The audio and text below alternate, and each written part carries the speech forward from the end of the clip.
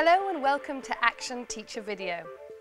Video is a powerful tool that teachers are using to reflect on their own practice. And in this series, we feature videos produced in schools and discuss the contents and implications here in the studio. In this programme, we'll be talking about an innovative approach to art in Gallions Primary School, revealed through their video called Etching the DLR. I'm delighted to be joined in the studio by Patrick O'Neill from Gallions Primary School. Patrick, hello and welcome. Hello there. Joining Patrick is another teacher with some similar experiences from Jubilee Primary School, Nick Cannon. Nick, hello and welcome. Hello. I'd also like to introduce a consultant and frequent contributor to Teachers TV, Adrian Jones. Hello. Hello and thanks for joining us. Patrick, maybe you can give me a bit of background to your project. Sure. Being an arts-based school, we felt it was extremely important to create some links with local artists. We were able to create a link with a lady who was an etcher based in East London, and together we decided that our stimulus would be that of the Docklands Light Railway.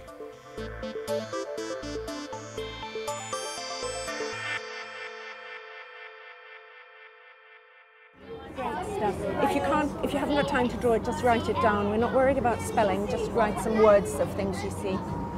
Okay? And you can see Canary Wolf from here. Canary Wolf in the background. And a part of the Millennium Dome. I'm drawing the top of the Millennium Dome. What I want the children to do is to start to train their visual memory and make quick sketches of whatever they notice. If you haven't been on DLR that much, you'll be able to see new things and new buildings and things that you haven't seen before. I used to think London was just a normal place, an ordinary city, but now I've gone really inside out. We do live in London, but we live in the outer London, and I have been inside London before, but not all on trains. I'm trying to do the drawings as a sequence of our journey around the Tower gateways and all the way in the middle. I've drawn a bit of everything in the journey, so it's like it's kind of like a story without no words.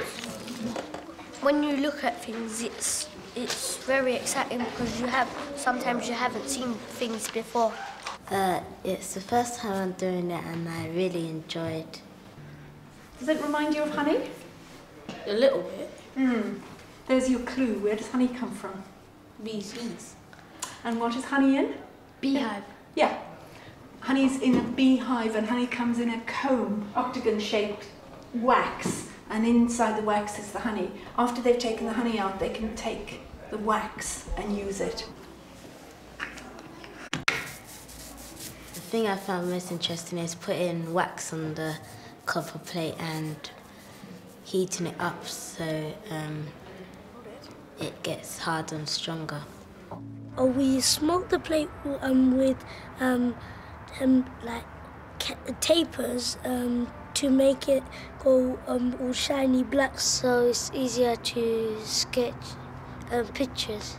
Then we'll put them into the acid so the picture comes out. And the acid bit the copper where the line has scratched through the wax. Their drawing solutions are as simple, as elegant and as logical as any I could hope to find. And there's an excellence about them that comes from new minds. Because I was working with an artist, I felt that I couldn't draw properly. But then I started to gain confidence. When we first made it, I was a bit nervous because I thought it was going to be quite hard. But then when we got the hang of it was quite easy.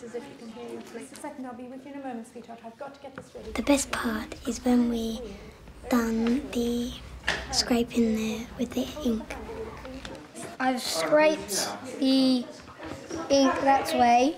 I've scraped it that way, and now I'm scraping it that way with the other side. I'm putting on polish to make the etching lines darker and then patching it with a scrim to take off the ink from the surface. Okay, one more tall one up here. Alison is very good at doing etching, and when we first started, she was very good, and when we got the hang of it, she's even more good now. My role in this project is to help the children to learn in a visual way, in other words, to start to learn the way an artist might learn, not in order that they become artists, but just as a way to learn, that they can make new connections, to develop their knowledge and to develop their skills. Now just gently make it stop, and make the handle stop at the bottom if you would please, just if you need to be looking. The whole point is not what we are working together to make, which is their Docklands Light Railway piece, but what the child has learned, how it's changed the child. They become my work rather than the product becoming my work. And that's bound to feed into what happens next.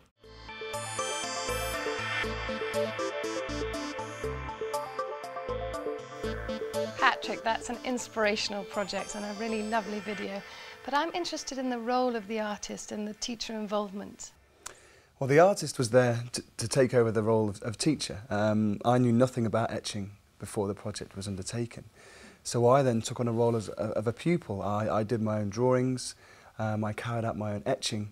The artist not only was a capable artist, but was very good at keeping the children focused, keeping them in line, and therefore it didn't cause a problem at all. And how did the children react to you? They enjoyed seeing me don a dirty old T-shirt and have to do exactly what they were doing. I think they got a kick out of seeing me learning something as well. I think children always expect that teachers know everything, and we like to think, I guess, that we do. But in this case, to see me coming down and working with them from the drawing, from the etching, right through to the very end was something which they enjoyed.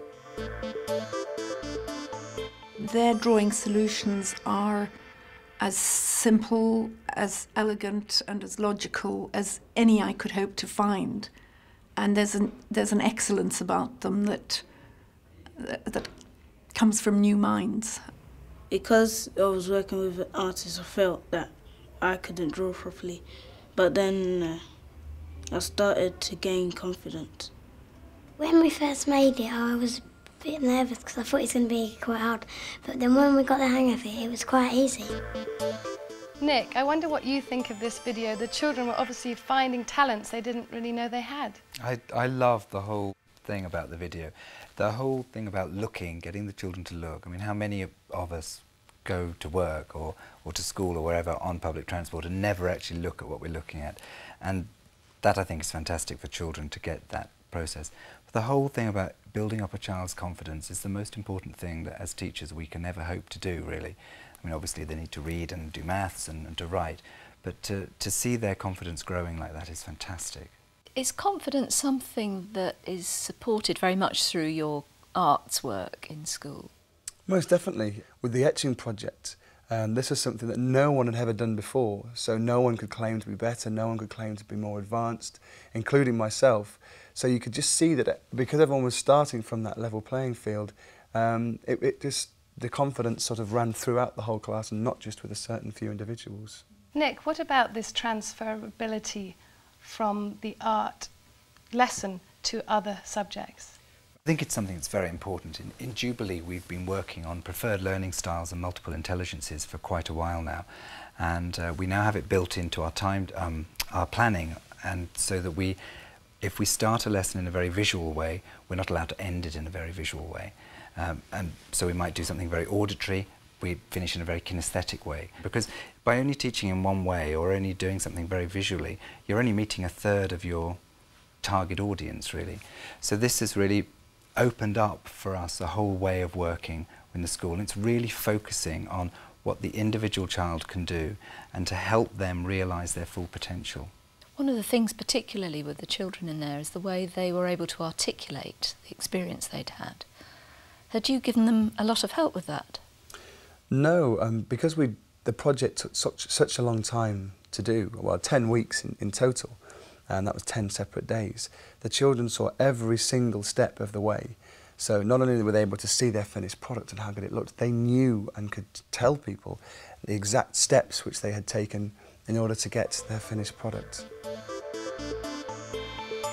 Now just gently make it stop, and make the handle stop at the bottom if you would please, just if you need to be looking.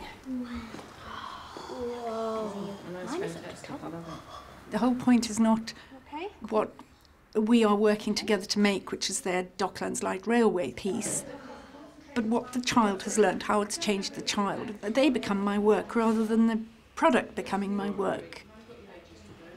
And that's bound to feed into what happens next.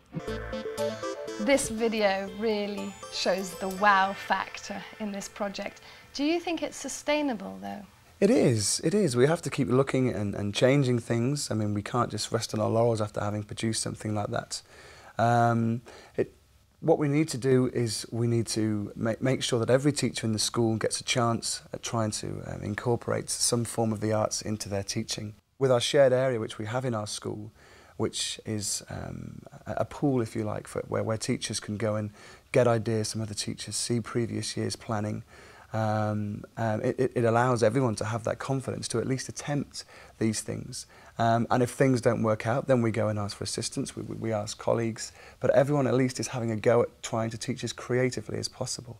So what does this mean for teachers, Nick? I think it's really exciting. I think it gives them a real chance to let go and be a little bit subversive without true anarchy setting in.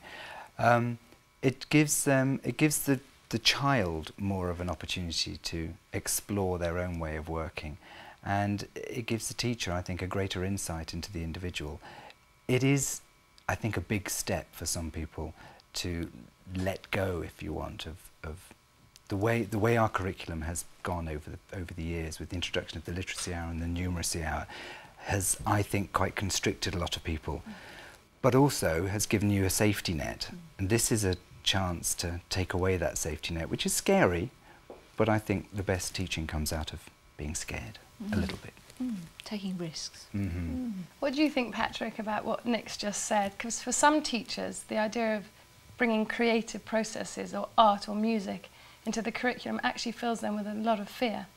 No, I totally agree with what Nick said. The hardest part for me when I first joined Galleons was to get rid of the structure to my day and go with the flow and look like everyone else appeared to be doing. If I did a whole hour's lesson on just drama, if I didn't have something written down, I would start thinking, well, how am I going to show that I've actually done something in this time? So that was probably the hardest thing for me to begin with. But when I saw the results of the written work which came from using the arts at a later date, I realised that it was a fantastic way of approaching teaching. Well, I think that's a good point to end on, but I'm sure there'll be a lot more discussion from this. You can, of course, find out more from our website at teachers.tv. Thank you to our guest Patrick O'Neill, Nick Cannon, and thanks also to Adrian Jones. Please join us again on Action Teacher Video, and in the meantime from me, Xanthi Steen, goodbye.